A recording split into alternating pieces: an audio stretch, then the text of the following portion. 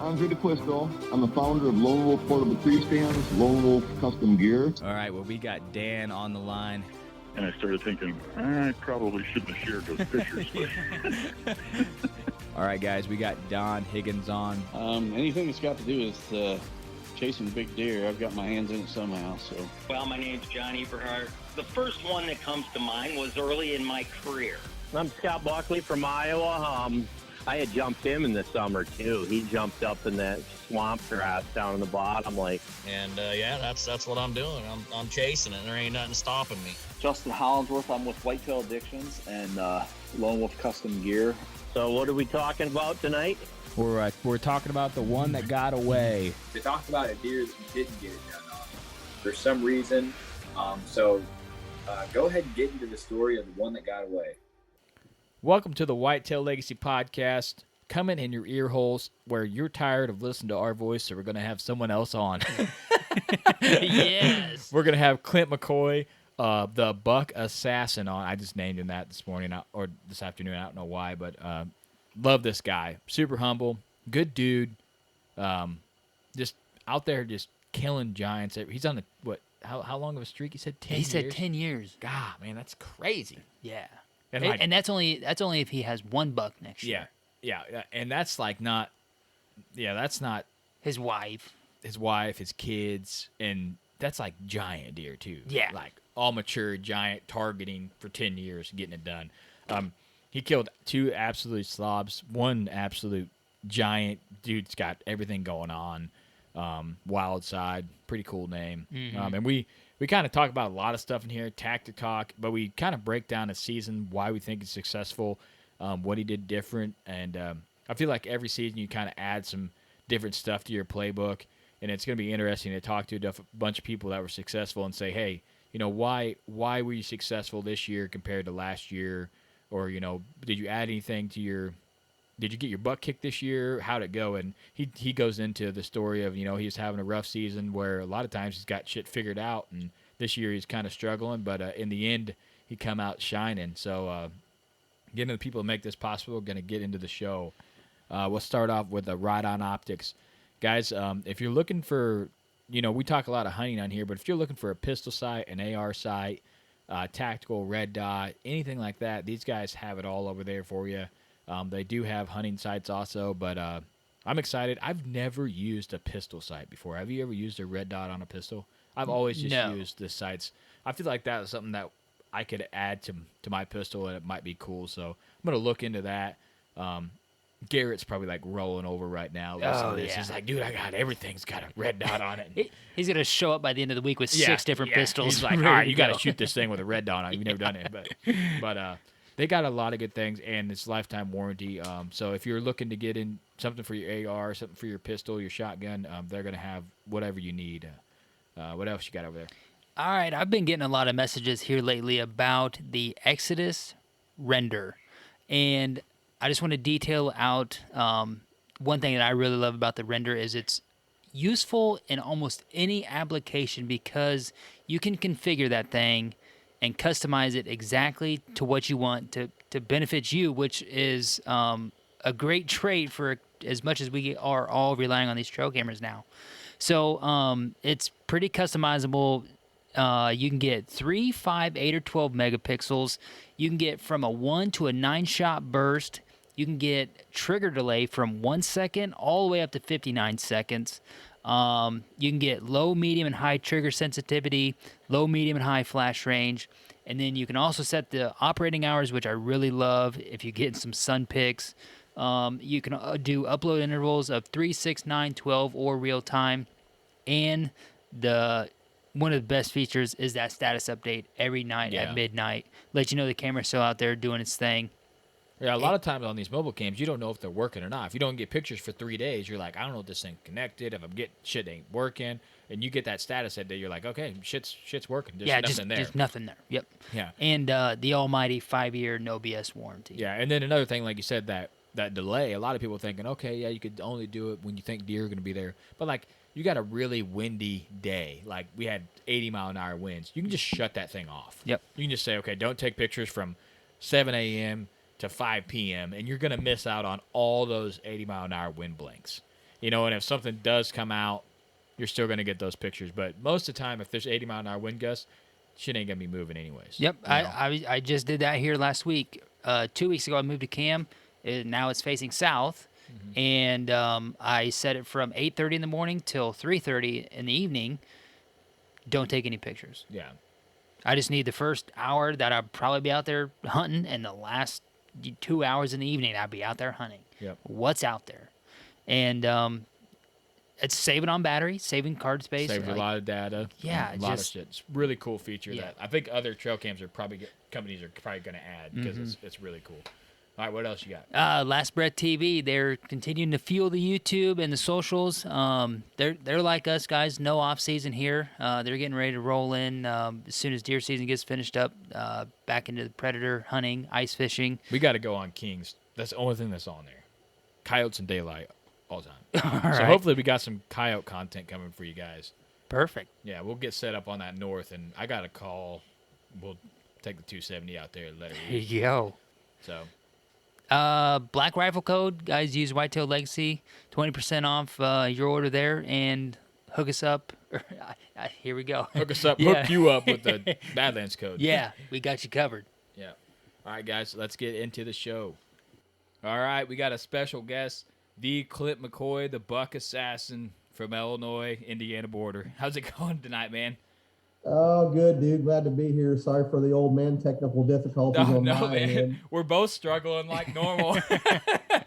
Homie goes, guaranteed, right when we hit the record button, this thing's going to just blank out. It literally did. Yeah, seconds. But now you know. You got to rock it now. You got this thing set up. You can use it in the future. Let's go. Yeah. You know what? This is a high dollar webcam from Walmart. Is only nothing but the best. Heck yeah, nothing but the best for our show. I got the. I don't want to offend people to shoot Whisker Biscuits, but this thing is the Whisker Biscuit webcam. I'm not kidding. If I can run it, you just punch it into the side and bingo, it goes. Heck yeah. I used to shoot a Whisker Biscuit a lot too, man. I'm not dogging there. They're simple. Yeah, I just switched this year. Yeah, I would say I love Whisker Biscuit, man. I'm not kidding, man. My boy still got one on his bow. Heck, he's a grown man now. Yeah. Just the same quality our heater is that they hear in the background right now. Yeah. Nothing but high quality content from us. Hey, we got to do what we got. Well, it's been a while since we chatted with you, but I really wanted to get you on kind of after season with everything laid down and talk to you about the season that you had. You were targeting 2 giant bucks and was able to get it done on both of them, which for us, I mean, targeting 1 buck and get it done is pretty damn hard. But you were able to target one, kill him, kind of switch completely and do it again. And I know we've had you on in the past, and you like to say that you're lucky, but consistency is key, man. And you are consistently targeting bucks and killing them. And there's a few guys that me and homie are always like, if they share a picture, I'm like, that's a dead deer, or that deer is in trouble. You share a picture, I'm like, that deer is in trouble. So go ahead and go into the story of your first buck. Well, go ahead and do a short introduction for anybody that hasn't heard you, and then go into the story of your first buck. I appreciate the nod, guys. When I was no kid, give you a little bit about my background. I grew up on a dairy farm here in southeast Illinois, and we didn't have big tracts of land. My dad wasn't a hunter. We didn't have time for it. We were working on the dairy, and I don't know why, but for some reason in my DNA, nobody showed me how to start to like deer. I grew up in the 80s when combines were not super efficient, right? And the very first deer memory I got is just looking through a pair of these old 1960s Sears and Roebuck binos out the window at this yard of deer in one of my dad's field, just by a woodlot that's maybe 10 acres.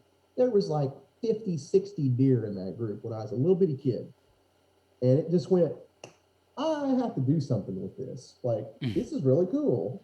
And I would raise the window up, and I was just short enough where I could rest on the windowsill. and have the window open. That would north wind be coming in and mom be hollering and yelling.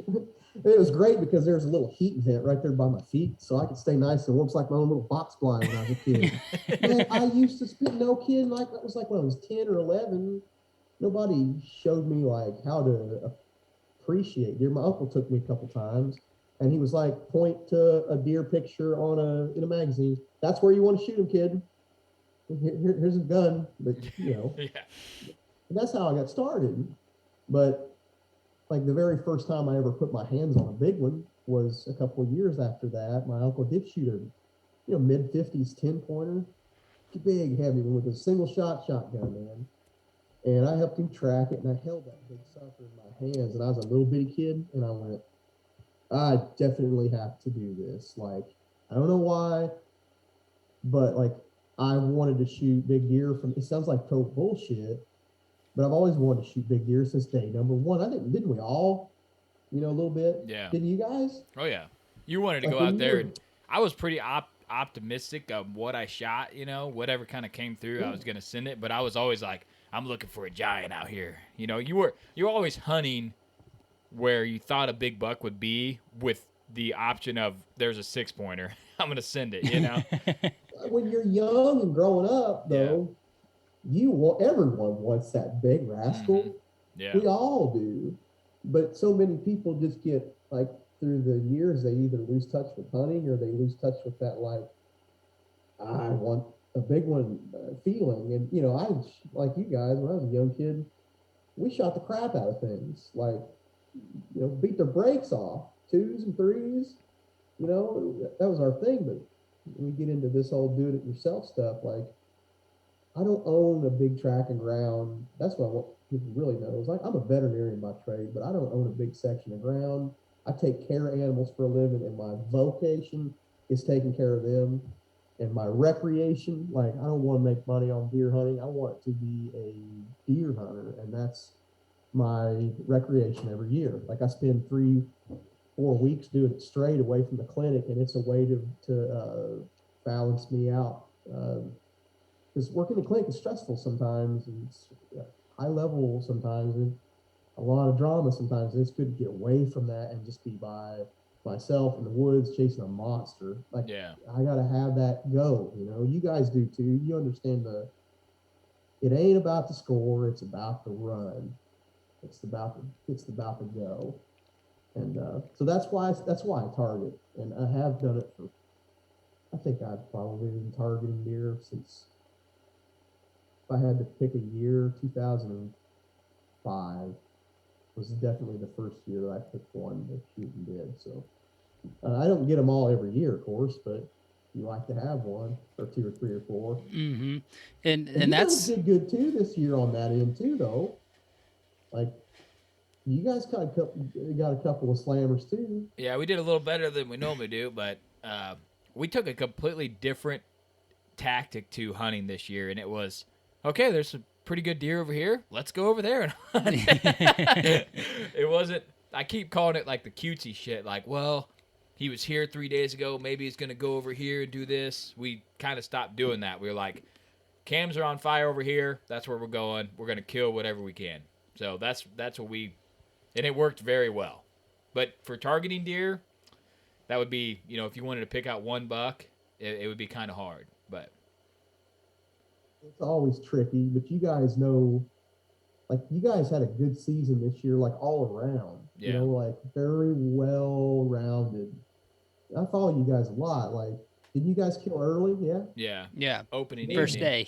day. Yeah. Yeah. So, how many times have I ever killed opening evening?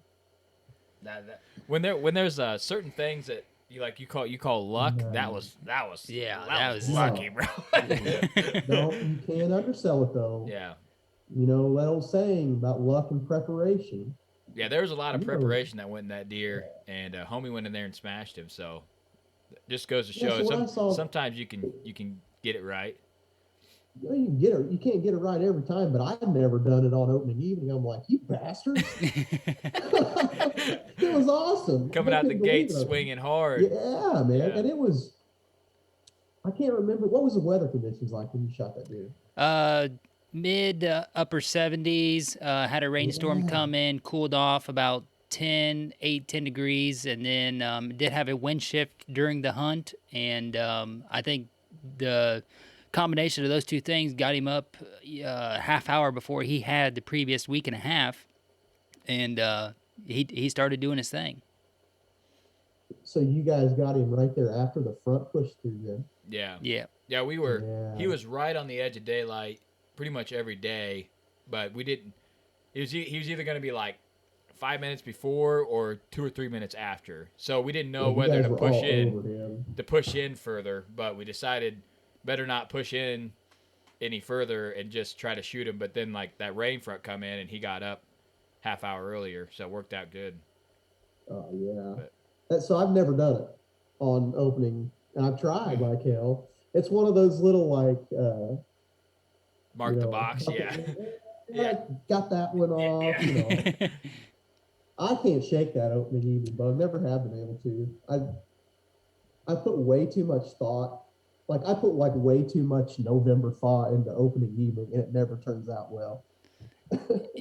Yeah, and that's kind of what Cody and I said here kind of after the rut happened. We had already had 3 bucks down, obviously, and our cameras weren't like really as good as what we normally would have been, but we had already had 3 bucks down and didn't make a shit ton of moves really at that time. We were just kind of gearing up for Missouri. We were going back to work.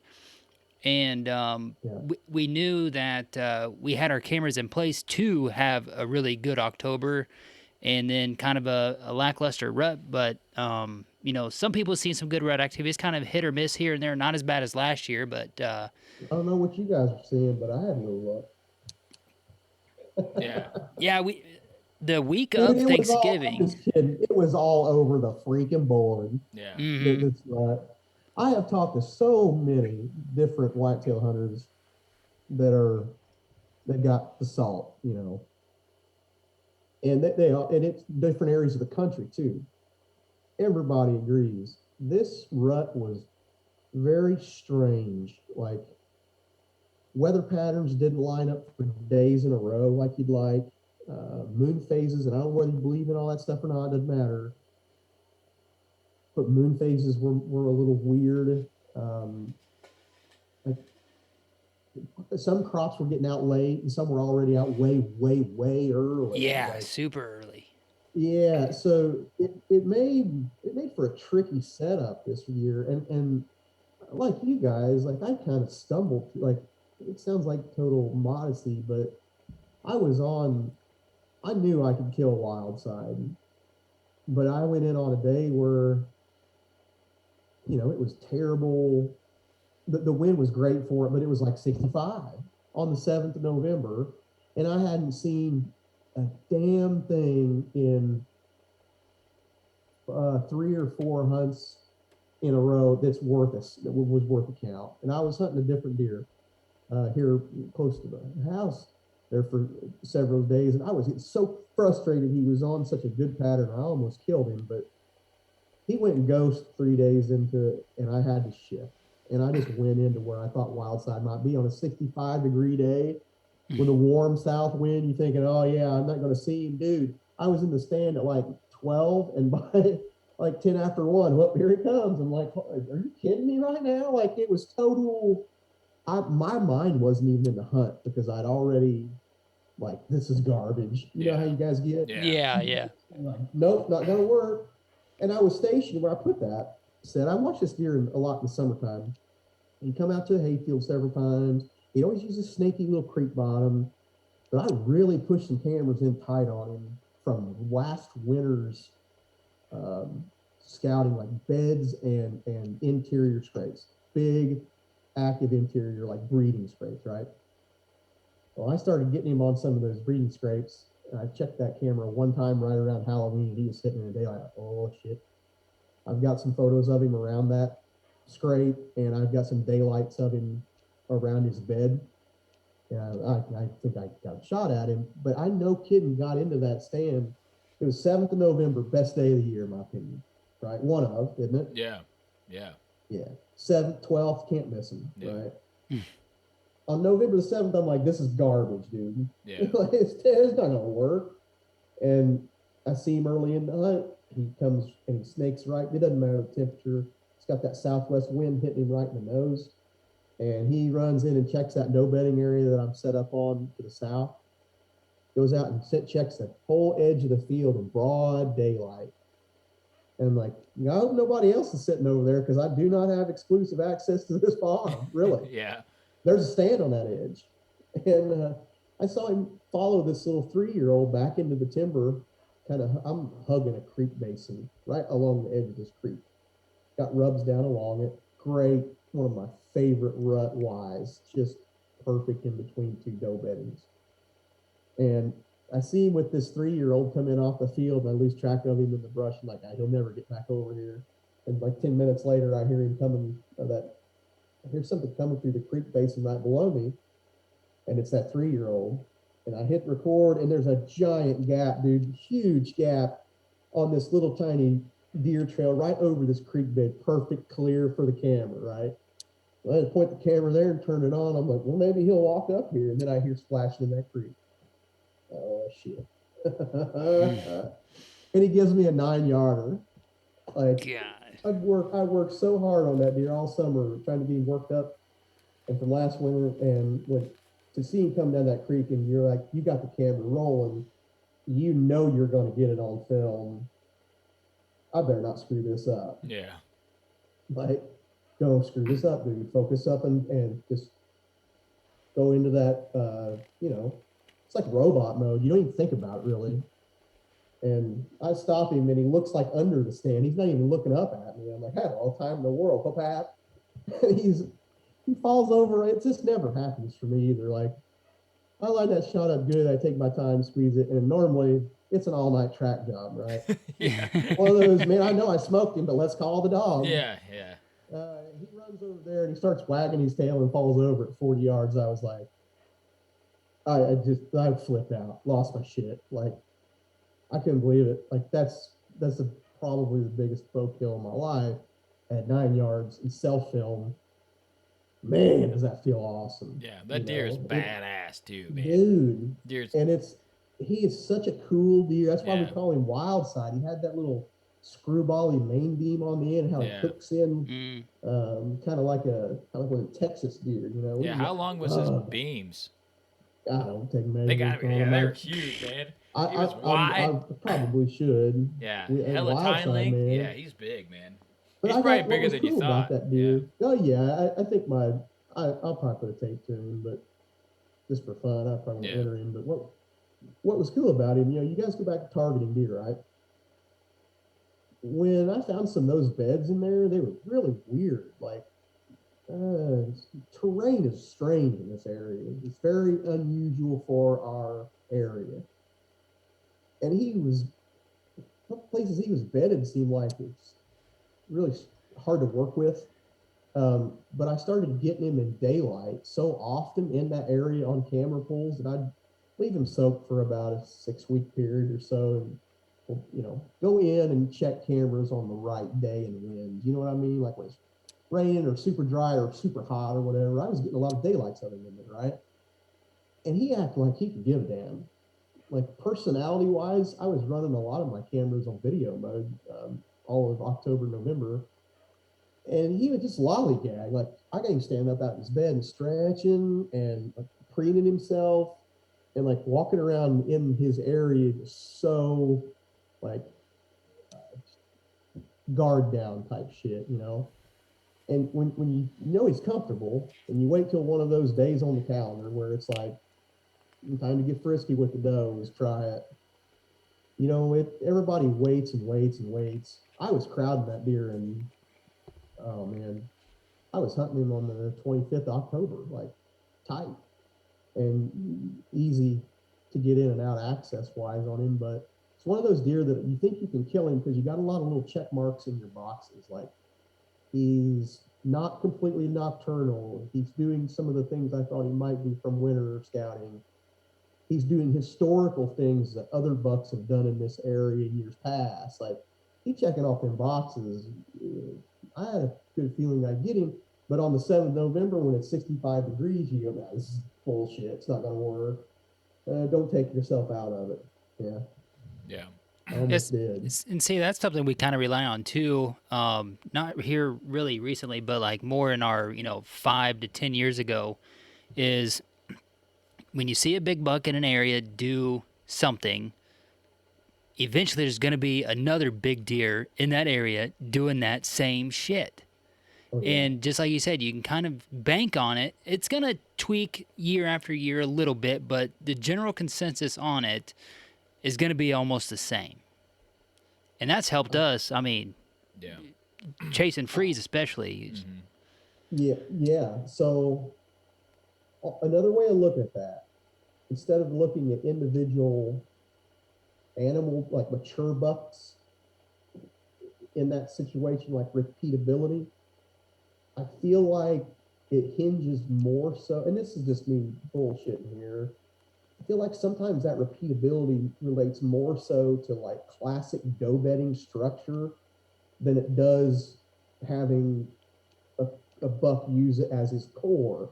Like where this place is at that we're talking about, the doe bedding never changes, and the travel corridors through there are very terrain oriented, and there'll be trees. You guys have probably seen them before when you're scouting. I call them rub yards, where like it's the graveyard of old rubs, right? So these rub yards, you can see and look down through there, and that tree started up from like 3 or 4 years ago.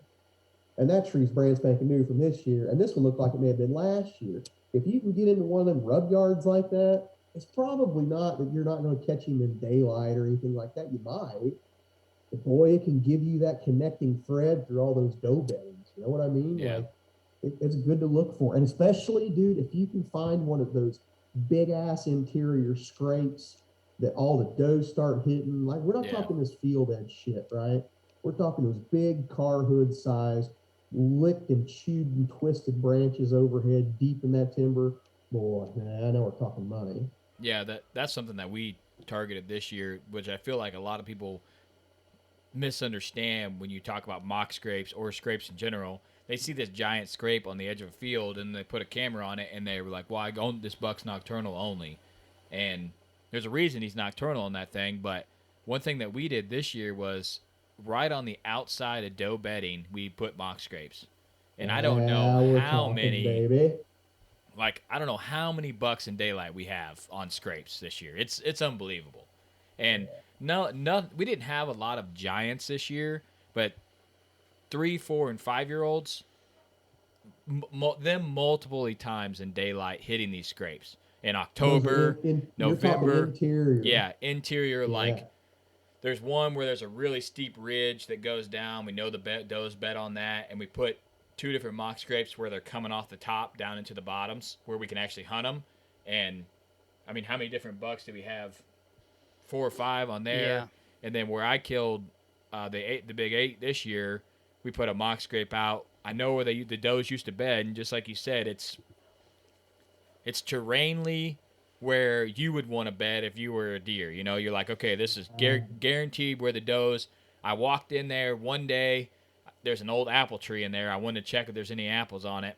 No apples on it. I was like, all right, I'm going to go up to this doe bedding area. Okay, the beds are still here. And I walked out, and I was like, all right, we're going to hunt on this side of this doe bedding. And we actually seen a 3-year-old 8-pointer zigzag that whole entire doe bedding, and watched him come up with the wind, work the doe bedding. Once he knew the doe bedding was safe, J-hook through it, and then work out the top on mobile cam, hit the other doe bedding, and then come right back by us. So I was like, if this 3-year-old, if this 3-year-old's working it, that's how it's going to be. And that mock scrape he logged a cherry tree out of there a few years ago, and it kind of made like a, what is it, like 30 by 30 maybe? Yeah, it's I would say. Yeah, it's just like a 30 by 30 circle in thick shit, like hella thick shit, like that green shrub brush kind of stuff.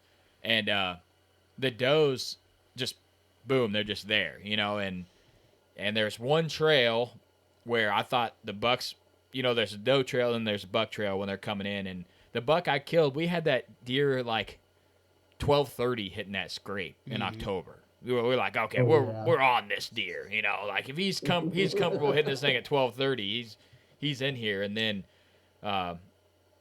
we had a lot of other deer on that scrape, but we only had one other buck daylight on it, right? Yeah. Yeah. Yep, so that just showed us that all these deer were traveling these doe bedding.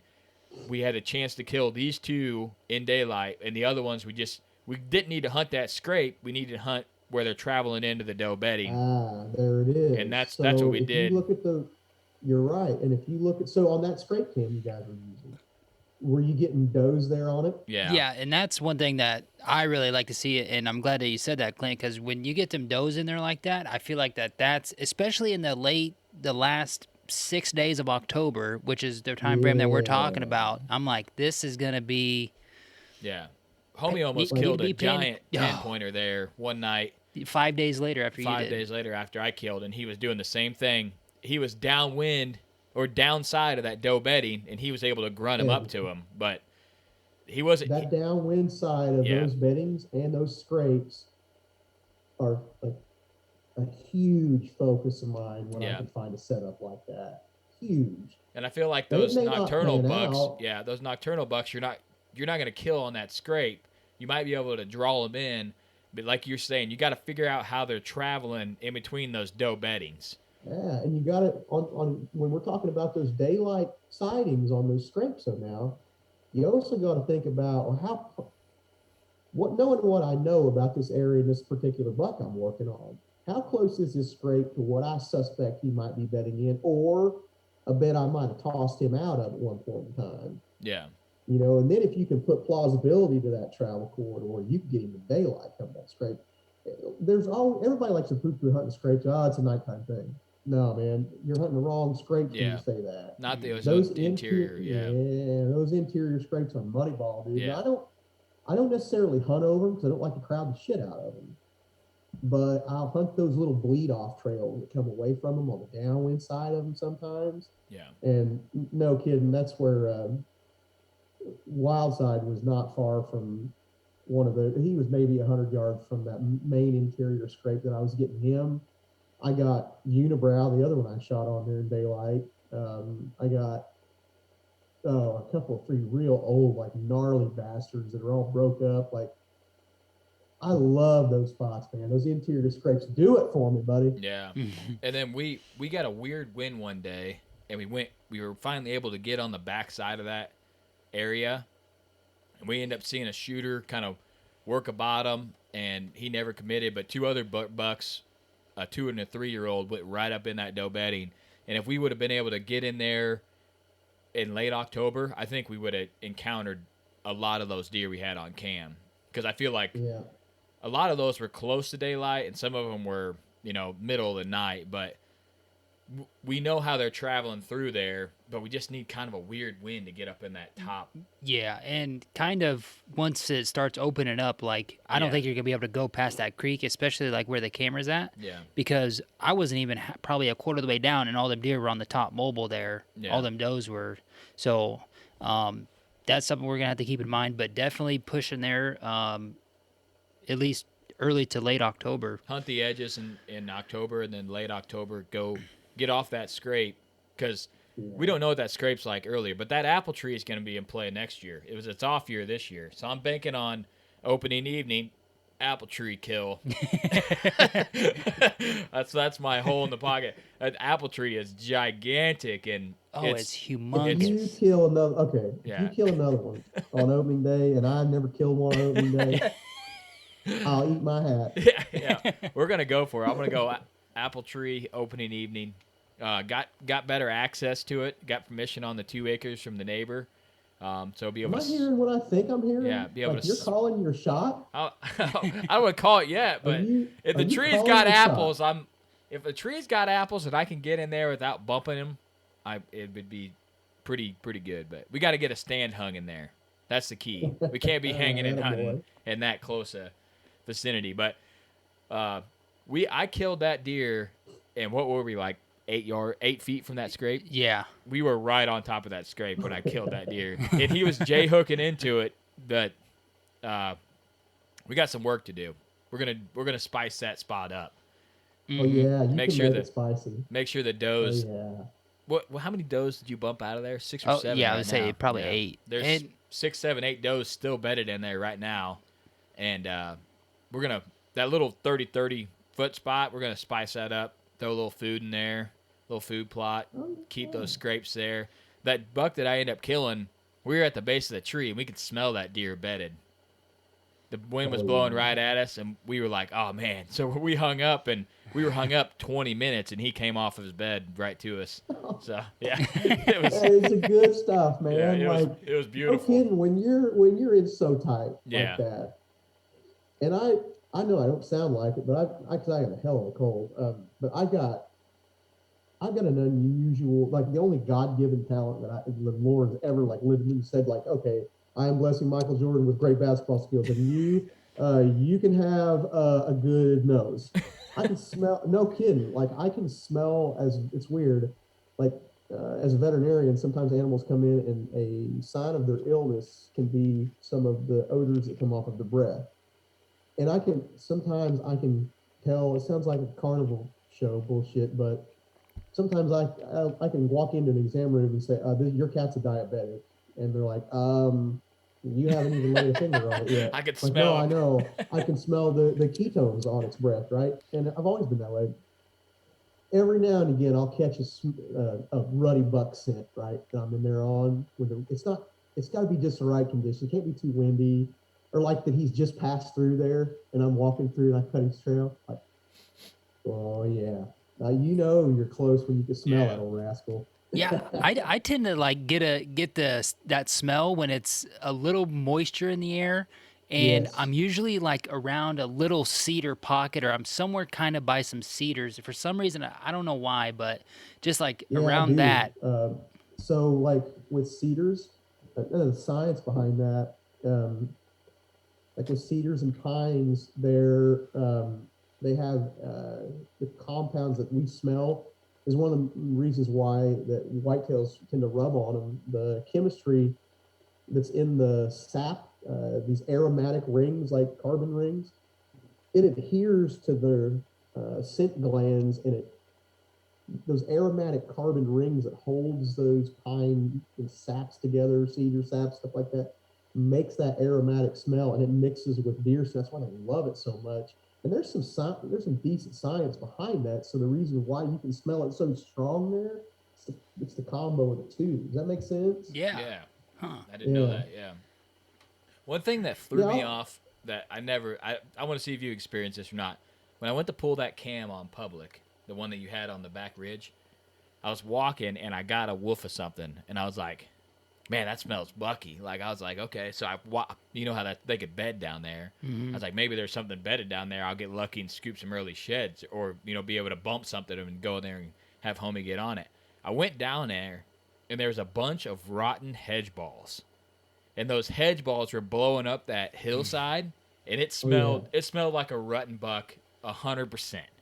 And I've never... Dude, you got the gift. Yeah, I've never had that happen to me, but I was like, I'm smelling these, and I like grabbed a hedge ball and like rubbed it, and I was like, yeah, that's what I'm smelling. It's these hedge balls. So I'm like, I wonder how many times I've walked past a rotten hedge ball. I'm like, oh, there's a buck in here. It's a giant. Got another one. Yeah. So I was hunting this big 6-pointer in October, and this damn thing, he's gonna thorn. Like, I can't kill him because he's one of these wide open spaces deer where he really likes the prairie.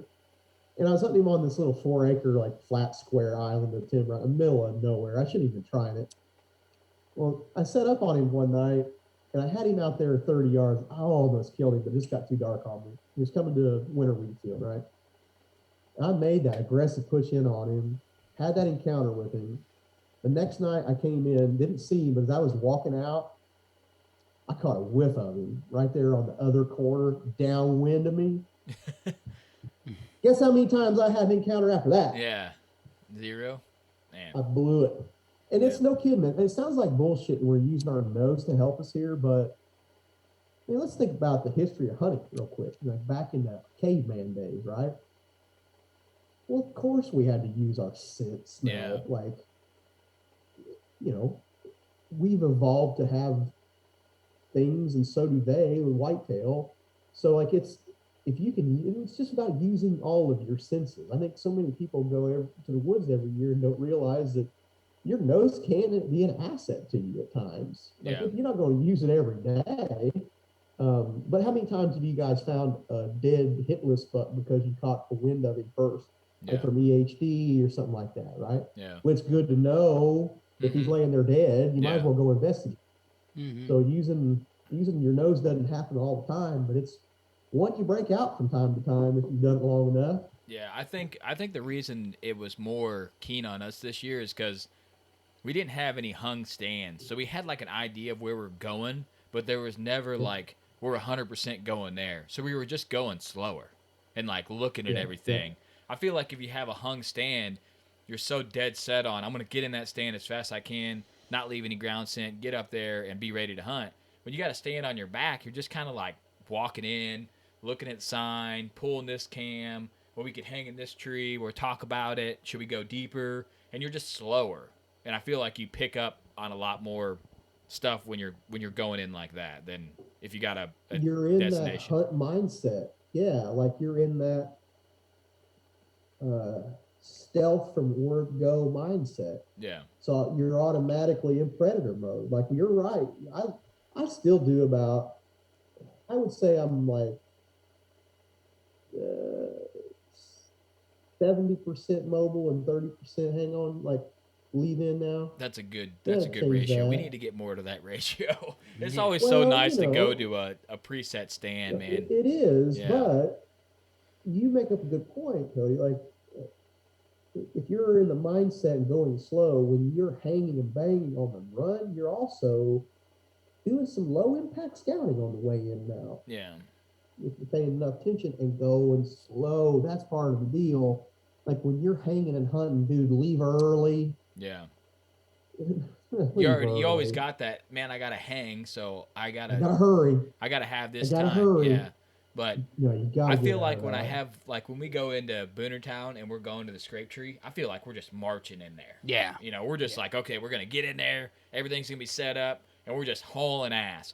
But like, we're going in when I killed my first buck this year and we're walking down that ridge. We're like, you know, pull this cam. Maybe we'll set up here. Okay, we're not going to sit up here. We're going to go a little deeper. We're going to walk over here, check this out.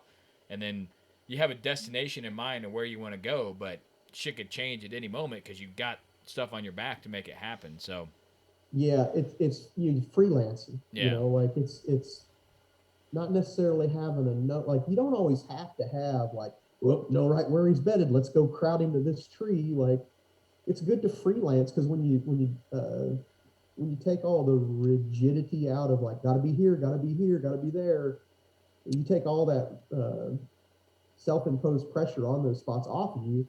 And it's kind of, I think it's fun freelancing. Like you learn, you learn how the terrain flows deer and how you can hide with the terrain as you're going in. Like that freelancing is it's awesome. I'm so engaged in it too mentally. You know what I mean? Like when you're freelancing, you're being careful and speed scouting at the same time, trying to put the piece of the puzzle together in real time versus having this grand scheme like we always have, right? Mm-hmm. That's the way to do it. Yeah. So you killed 2 target bucks this year. Give us, like, if you can, your top 3 reasons that you think that you were successful on both of those deer. Because you're kind of hunting both of them different. They were different personality kind of wise deer, but can you give a top 3 reasons why you think that you were able to connect twice on target bucks in the same year? And it was close as hell, too. What was it, like a week and a half apart? Let's talk about the second buck real quick. So if I'm being straight honest, it was I knew of his existence. He was on the same farm as Wildside, and I got to know him. But he fell off the radar last year deep during the rut. Like, didn't have a clue what he did during the breeding season. And I did a hang and hunt in this random, like, bull crap island out in the middle of nowhere. This piece of shit timber. There's no timber hardly in it. It's pretty much junk. what we hunting. I was going to say, I'd love hearing him say that. 'Cause the last couple of years when gun pressure gets on, I've seen mature deer and non-mature. Like I've seen a lot of deer when gun pressure gets on. They're like, "Hey, let's go to this giant island where no one ever hunts." I'm like, maybe I'll check that out in the winter. And I boosted a monster out of there in the winter. I'm like, okay, there's some more something to this little junker spot than what meets the eye. So I did a hanging hunt in there. Saw a lot of does trickling through it, and I was set up there. I was at the tree ready to climb by like 4:45, like super early, opening day of gun, right? And I watched half a dozen trucks pull into places all over the place, and I was sitting there ready to roll. I'm facing this wide open creek basin to my strong side and camera side. And right there, as everybody starts busting off rounds at daybreak, I hear stick crack coming in tight behind me, like to the weak side of the camera. I turn and look, and there's a doe, and she's sucking in a buck we call unibrow, like to the tight bow range. I got to grab the gun, spin it around. I'm left-handed, and I have to switch the gun to my right hand. And I'm just hoping and praying the damn camera catches all this. And I have miraculously got him in frame, but my idiot ass, I had my scope zoomed into 7 power because I was zeroing a couple days before. And I left it on 7 because I can shoot this wide open. I get him in the right hand position, line up the shot, hoping that it's on video. And I gotta like go, oh my God, I'm on 7 power. There's his nose, there's his rack, there's his shoulder. I think that's his shoulder, definitely his shoulder. Ease into it, squeeze. Like I almost blew that. This simple rookie mistake, right? But I was there for a reason in that spot. Like I knew he was around, and luck the doe brought him in, but the historical shit that got me there is just long-term observation. But when I squeezed it, I heard him fall, and I was like, I can't believe this happened. Let's look at the video camera. And I got it on frame and everything.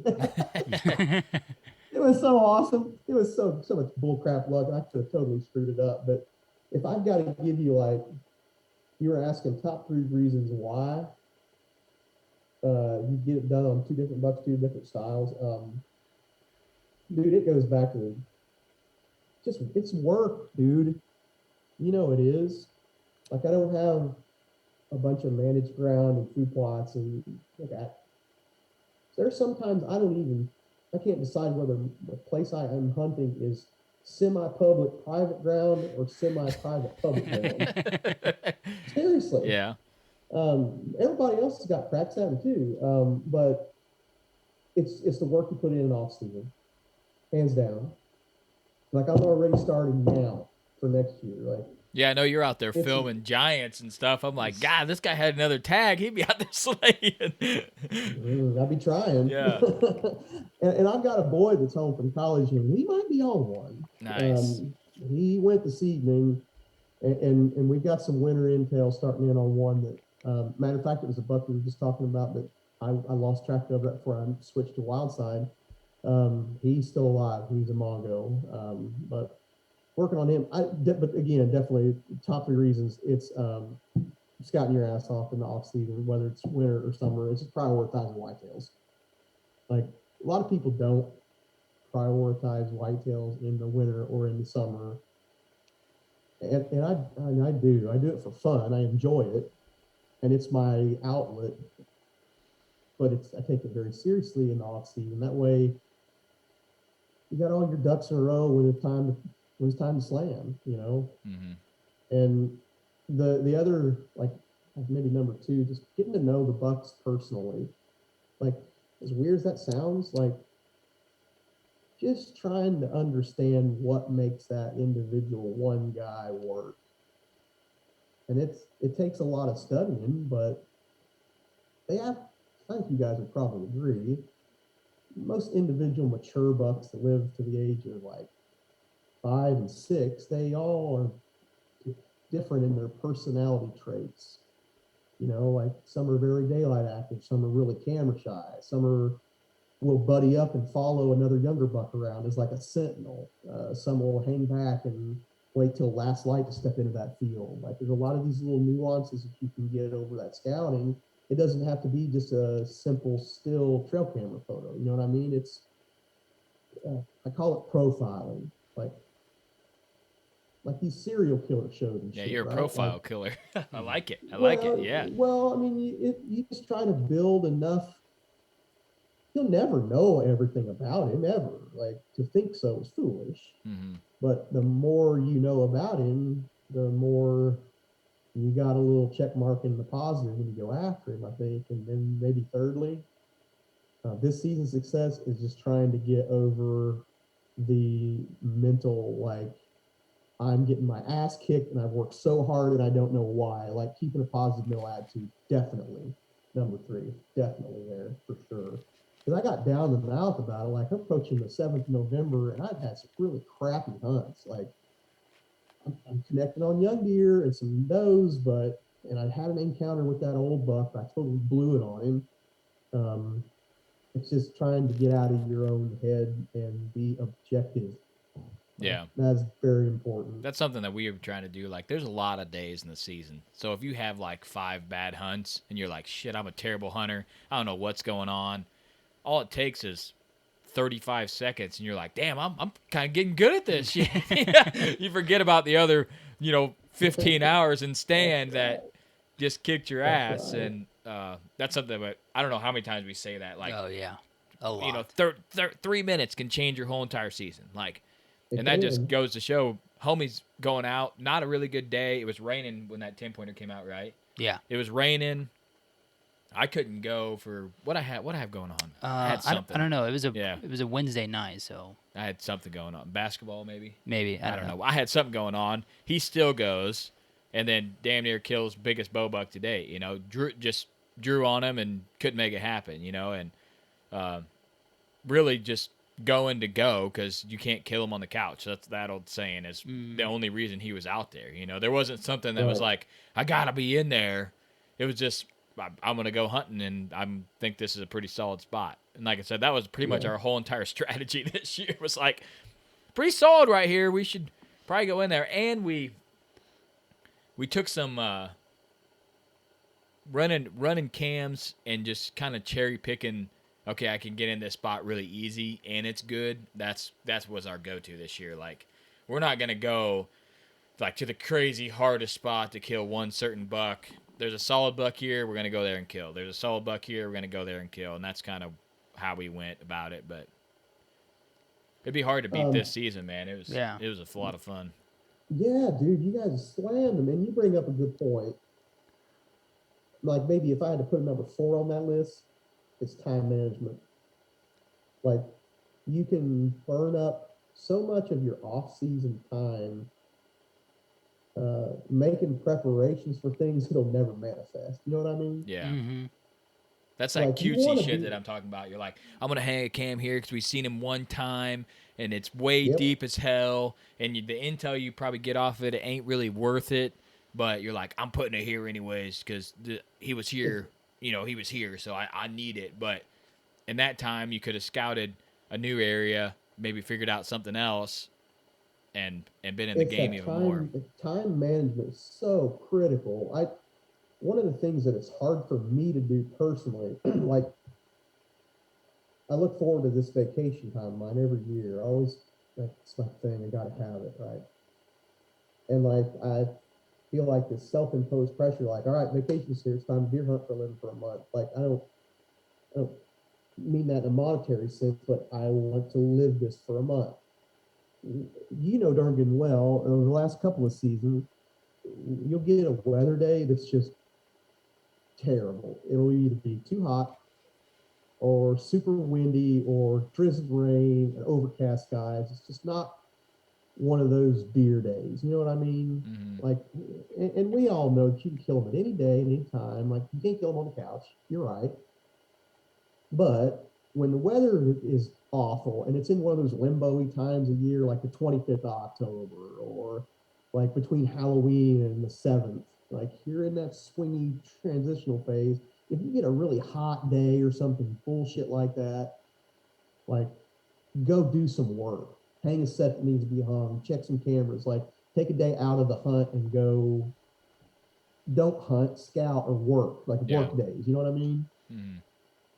Yeah, I think that's key. Homie's done that a bunch. Yeah, I would say the late season moves over here have been really good as far as trying to stay ahead and get on a late season buck here. And that giant that I showed you that we had for late season, he got killed by a random dude that was going in there to kill a doe. I'm like, fish hooked by a sprat. I'm like, He's like, I'll just go 150 yards from the parking lot and hang up, kill a doe, drop to 180. I'm like, damn it! That thing was so. Like when I was younger, like starting out on this like buck chasing thing, when you hear somebody thump one that you was after and you so mad, like it just burn you alive, like. Yeah. It was not a healthy way to live. Yeah. Okay. We're at the point now where we're like, shit, find another one, man. That's all you can do. So that's where I'm going with that. Like, you can't put all your eggs in one basket. And you need to marry up to the idea that if you're watching one, there's probably somebody else out there trying the same thing to him and laying him low. So you can't take it personal when somebody whoops you because, again, they probably got him by fair chase means and they're doing their thing too. Mm-hmm. But it's nice not to have that like self-imposed pressure that like you're having to beat out somebody. It's not about beating out anyone else. It's trying your best at one that might get killed by somebody else. Yeah. And being okay with that. Yeah. Like people get sideways nowadays. Oh yeah.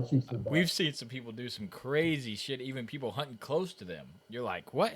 This guy is wasting hella time that he could be scouting or running cams and shit, and he's out there trying to ruin someone else's hunt by doing radical shit. It just blows my mind. But you were just saying that people think that they're the only one that knows this deer's alive and blah blah blah.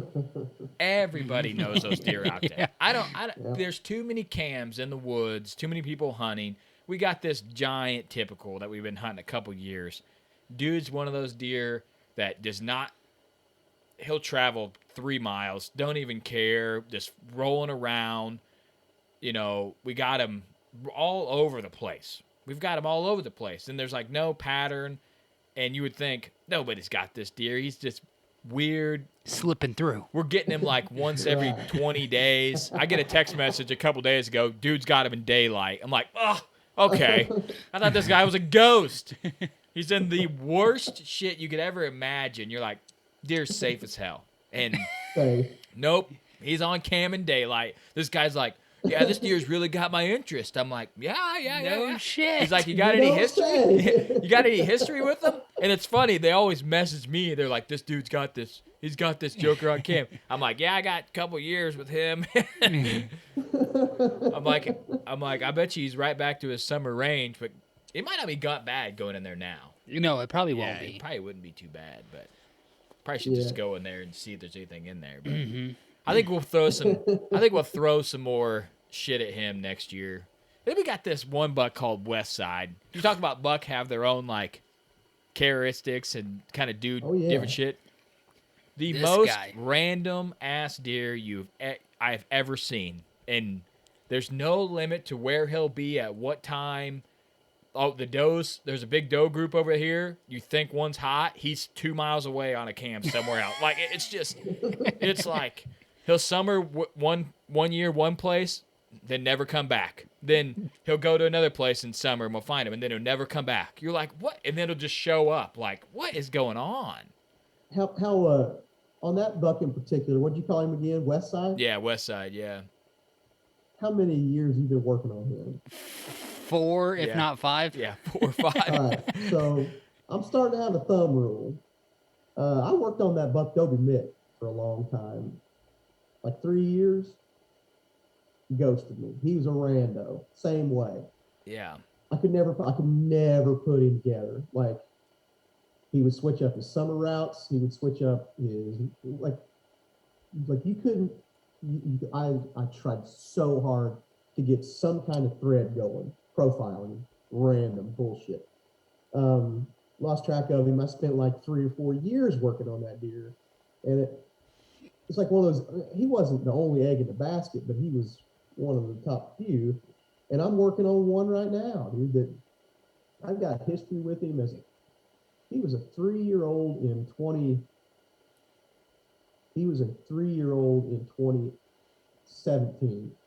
He's old, and he's huge, and he's a big old typical. Same way. Like, if I haven't, it sounds, I don't know. It might sound like a little bit of bullshit, but like, if I haven't put it together on him in a couple of seasons, and I've given it my oomph, no kidding, I probably need to move on. Yeah, that's probably a definitely good thing to tell somebody. You know or what I mean? at least like fall less in love with him. Yeah, Still keep him in the shuffle deck, but bring him down to the bottom, lower to the pile. You know, like if no kidding, if you've hounded one for 2, 3 years and you know what you're doing, you're missing something. Like whether I'm totally missing something on this buck we're talking about. I can't believe I'm just looking at all my photos of him last night. I'm like, I cannot believe this dude. Like, yeah, we had him so regular. I had so much hope in the farm that we were working on him with this year. I haven't had a trail camera photo of him since September, but I did get one random on him in like July on another farm like 3 miles away, like doing some kind of weird like bullshit summer excursion. Yeah. I don't know why he was there. I don't have any intel on him there otherwise. Maybe I need to start looking into that spot a little harder. This deer we're talking about, we thought he was dead. And then he showed up like 20th October. I'm like, this fucker won't die. He's like 8 or 9. Gotta be. I'm like, and he was smaller last year. He's a little bigger this year. Maybe like 5 inches bigger. Right. And I'm like, this dude won't die. And nobody can kill him. There's a bunch of hunters out there. Nobody can kill him.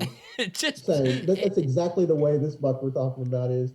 Dude, there's so many people he gets pressured by around there. Like, he could be killed by a grandmother, a 12-year-old kid, a couple 3-season like triggerman. He still somehow manages to dodge it every year. Yeah, I don't know how. But I don't know how. Kind of like what you're talking. He's got the habitat. Oh, it's sticking, man. Hard to do anything with. Yeah. Mm-hmm. Yeah, I went in the day after Thanksgiving to hunt a different buck, and had a pretty good sit, like going in for him, odds for this other deer. And I said, watch, I'm going to get back there, and then I'm just going to happen to run into Westside on some random bullshit. But just because, like, that's how it's going to have to happen. That deer's like, if you kill, we've seen him one time in 5 years, and he pegged us in the tree in 4 seconds. Split second. He came around the corner and was like, nope. I was like, and that's never seen anybody in that tree before. I'm getting the hell out of here. And that's when he was real solid. He was probably like 60s. Yeah, 60s and like 24 wide.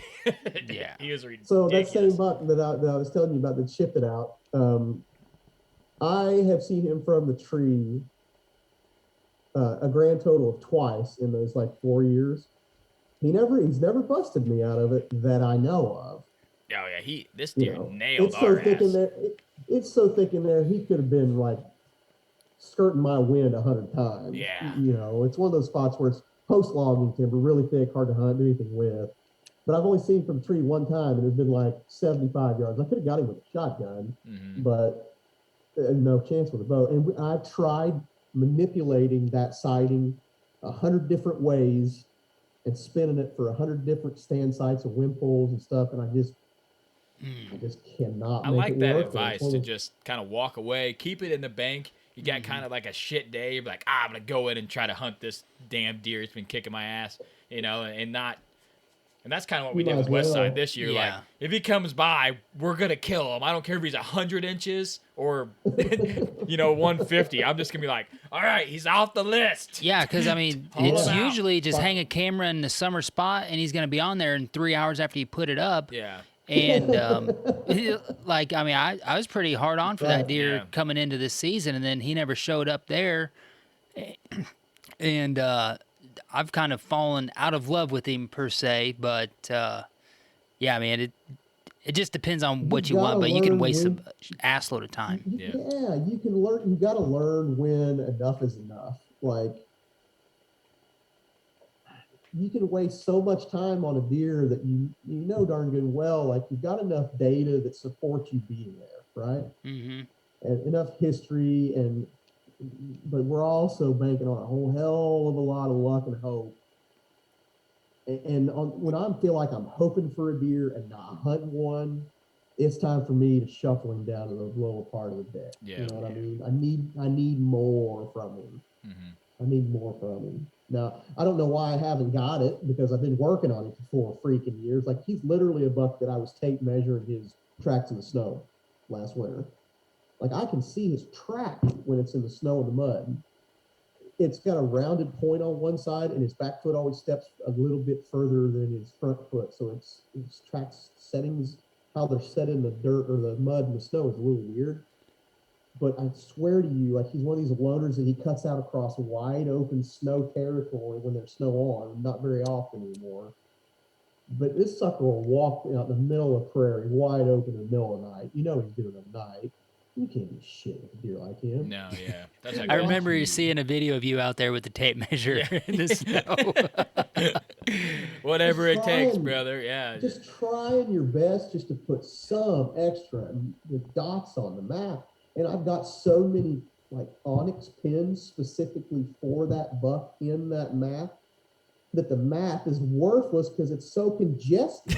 Like, it's seriously, it's overkill. Yeah. So I need to, like, I'm thinking about, no kidding, just do a full clean wipe of all those data pins on that farm and starting from scratch.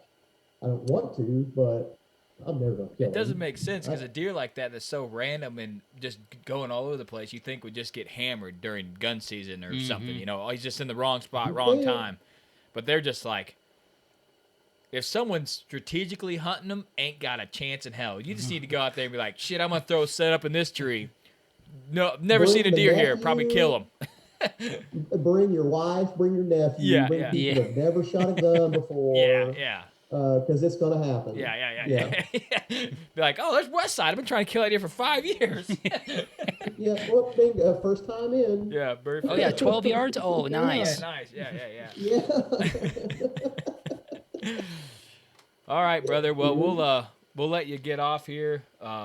Appreciate you coming on and chit-chatting with us, man. We don't want to take up too much of your time, but we love chatting with you, and congratulations on your year, man. One hell of a year, and hopefully, you always want to beat it next year. And people say you're gonna have a hard time, but you're gonna have a hell of a hard time to top what you did this year. But I know you got it in you. That's probably not. I'll probably. So next year, I've got this, like, if I can shoot one target buck next year, I had this, like, you know how every year you always set, like, I want this goal for next year, or something to improve on or whatever. Mm-hmm. If I can shoot one target buck next year, that'll be at least one target buck a season, if not 2 or 3. In the last 10, it'll be a 10-year streak, and that's really, I don't know why that number's so important to me, but it is. But I have no joke thought about, like, somebody called me out on social media, like, oh, you use those trail cameras, makes it easy. I'm no kidding thinking about, like, yeah, you come running with me for a little bit and find out. Yeah.